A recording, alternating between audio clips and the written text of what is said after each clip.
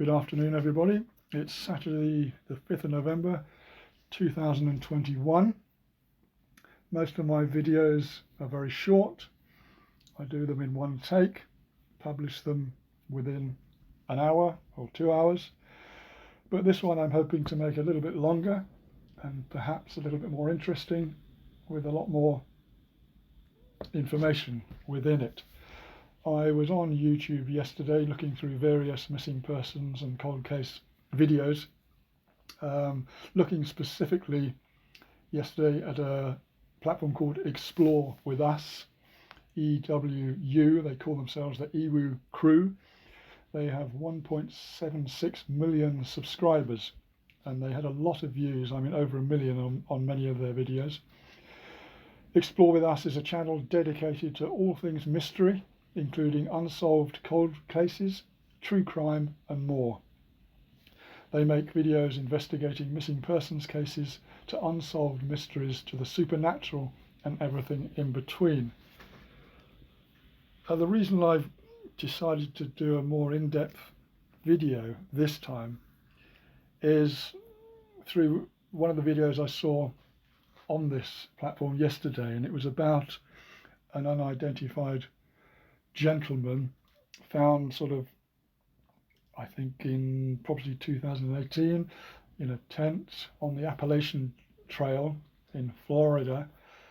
It took about 2 years for him to be identified, and a lot of people on the internet devoted a lot of time and energy to attempting to try and find out who he was. He was a youngish man who literally was walking hundreds of miles from New York south.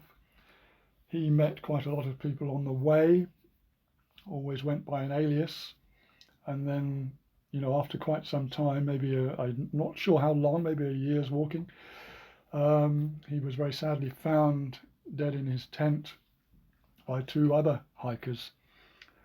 And the reason for me making this extended video is because most people seem to think that there is someone out there missing the missing, and probably in 99.99999% that is the case.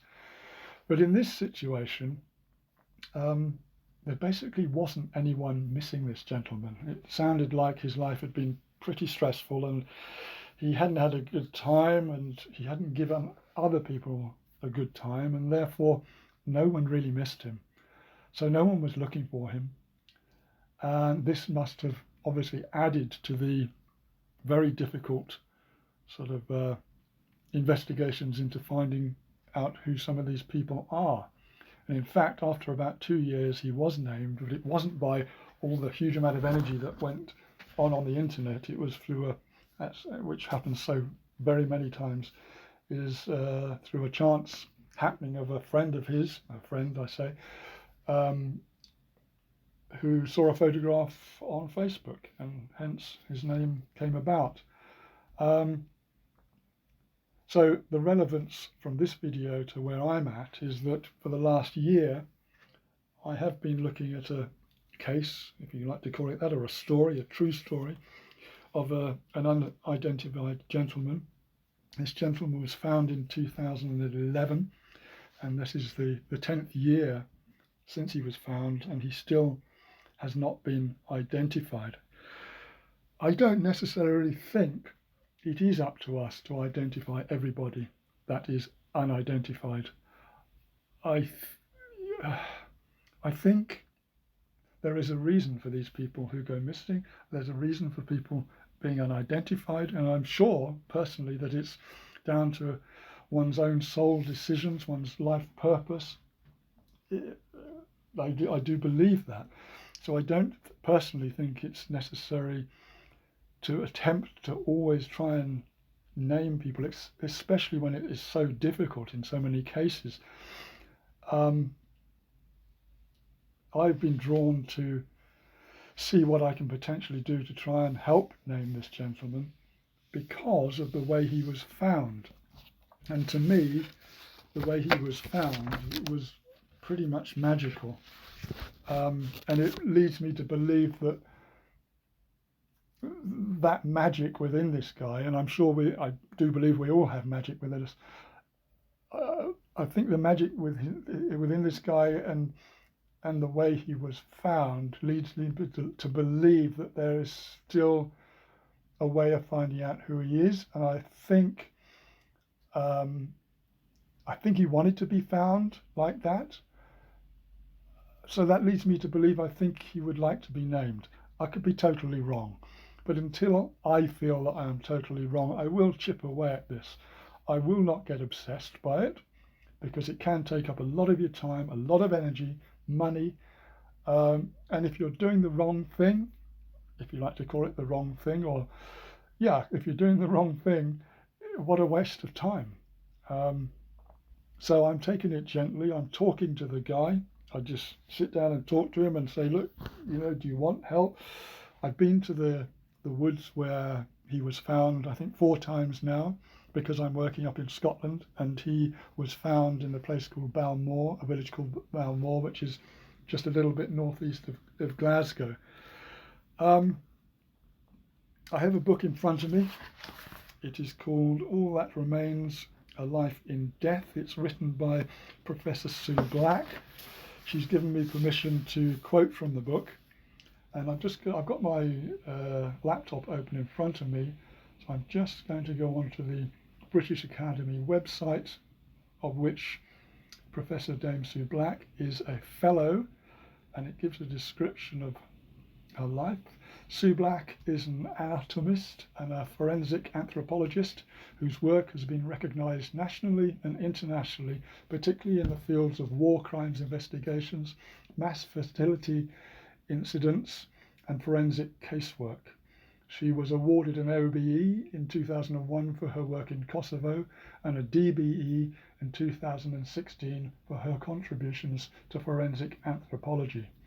The list goes on of what she's attained in her life. She is a fellow and president of the Royal Anthropological Institute, a fellow of the Royal Society of Edinburgh, Royal Society of Biology, and is the lifetime professor of anatomy for the Royal Scottish Academy. As I say, it goes on, but she is obviously a very learned person and very, very versed in the type of work that she has undertaken all her life. In her book, All That Remains, A Life in Death, there is a chapter dedicated to this gentleman, and I'm going to read it because it's the best way of getting the information across to you guys. And it's page 193. The chapter is called Body Found, and as I say, she's given me permission to quote from the book. So this little quotation, it goes on for 3 minutes 20 seconds, and this is for the bodies we cannot name.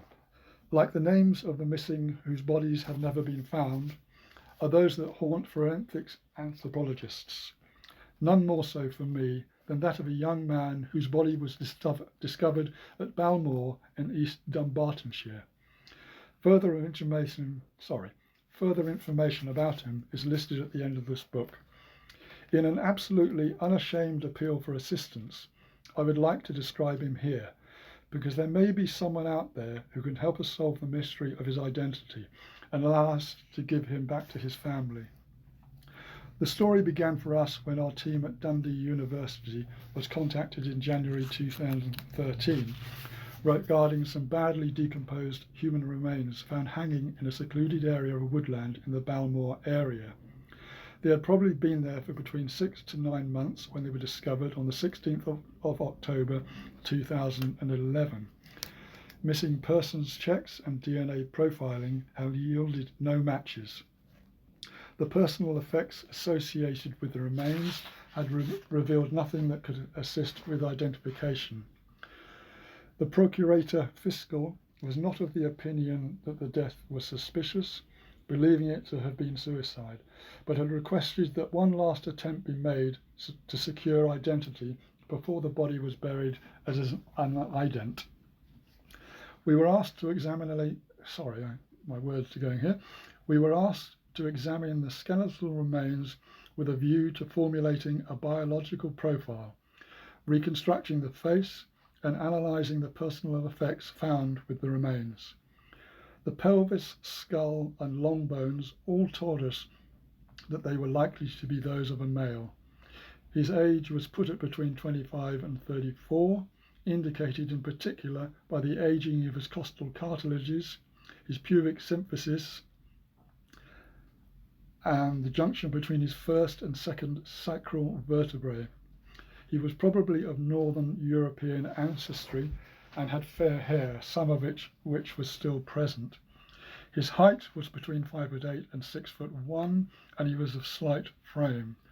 No fingerprints were obtainable. He had previously had some dental work, but this could not be traced without a possible name. What was perhaps the best chance of identifying him lay in his many injuries. A healed fracture to the left nasal bone may have been visible in life as a crooked nose. There was a healed fracture to a bone at the base of the skull called the lateral pterygoid plate. Both were likely to have resulted from the same traumatic event, probably several months before his death. Had he had an accident, or had he been a victim of a serious beating? An additional fracture to the left side of his jaw, which had been missed in the original post-mortem examination, had not healed successfully, but may have been sustained at the same time. This should have been treated in hospital with plates and screws, but since it had not, he would have had experienced tremendous pain every time he tried to eat. Did this relentless agony lead to a decision to commit suicide? His kneecaps showed some evidence of articular degeneration, unusual in someone so young, and it is likely that he also found walking painful. So perhaps he limped. His upper left central tooth was fractured, possibly in the same incident that caused the injuries to the rest of his face, and the chip would have been visible every time he opened his mouth. He was wearing a light blue short-sleeved V-neck polo shirt with a printed white design on the front, a long-sleeved dark blue cardigan with a front zip. The length of his jeans were in keeping with the calculated stature rate, and the waist size corresponded with the small size of the polo shirt and cardigan. Do these clothes ring any bells? And at the back of the book here, I can give you further details of those. Who was this man? One suggestion was that he may have been an apparently homeless chap, said to have been living rough in the woods around Balmore. He fitted our description, and I understand that he had not been seen since, so he remains a possibility. But as the police had no name for him, the trail went cold. Maybe the man from Balmore didn't want to be found. Perhaps he was scared and in hiding. Who was responsible for his broken jaw? Why did he choose to live with his pain and distress rather than seek medical assistance? Why did he take his own life? What a strange phrase this is. In what way did he take it? From whom did he take it? Our language around death could be inconstant and nebulous. She throws up so many questions for us, and sometimes we simply cannot find the answers on our own. I believe that if you have a right to an identity in life, you have the same right to it in death. A few may choose not to exercise that right, but those of us who are left behind have a duty to try to restore it to a person who has been deprived of it, if we possibly can. The passage of time does not alter that. It makes the task increasingly difficult. But cases such as that of Alexander Fallon, who was finally identified 16 years after he died in the 1987 King's Cross fire, demonstrate that it is still achievable. Somewhere there must be a family who is missing the man from Balmore. It is our fervent wish to be able to give him back to them. And now I'm talking. That's why slightly to degree, and it gives me confirmation, having seen the video by the EWU crew, that not everybody actually is missing, and that's why it can take a long time to try and find somebody's identity. At the beginning of this talk, I did mention how he was found magically. He was found by a wildlife photographer who was taking pictures in the woods at Balmore, and when he or she went back to their home to download the photographs, they noticed a man, or a woman, well, yes, a man, hanging from a tree, and quite remarkable way of finding a body. And chance is often the way that people are found. And I do term this as magical. I think it's amazing how he was found, and I do link it to this man's purpose, this man's life, and it does lead me to feel that there is a way of finding out who he is. That's if he wants to be identified, and I think if one approaches it gently, at least as long as I approach it gently, other people may, take totally different routes to identify him. But if I take it gently and just put out a video here or there, talk to a few people, write about it, which I've been doing for the past year on a very small scale, then I think it sort of leads or helps that route for an identification to happen.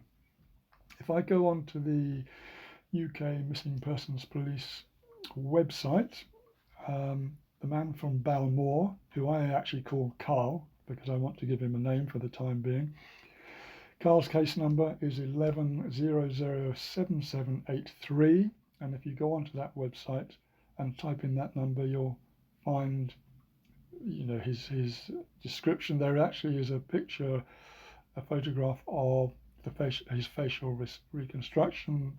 There are the dates when he was found, his height, his age, potential age, his clothes. It's all there. And so that's sort of where I'm at, really. I think, again, I was sort of nudged into doing this video because I did ask the EWU crew in the comments section of the video whether they ever do any UK cases. And seeing as I know a lot more about it than they do right at the minute, I thought, well, why don't I just do it myself?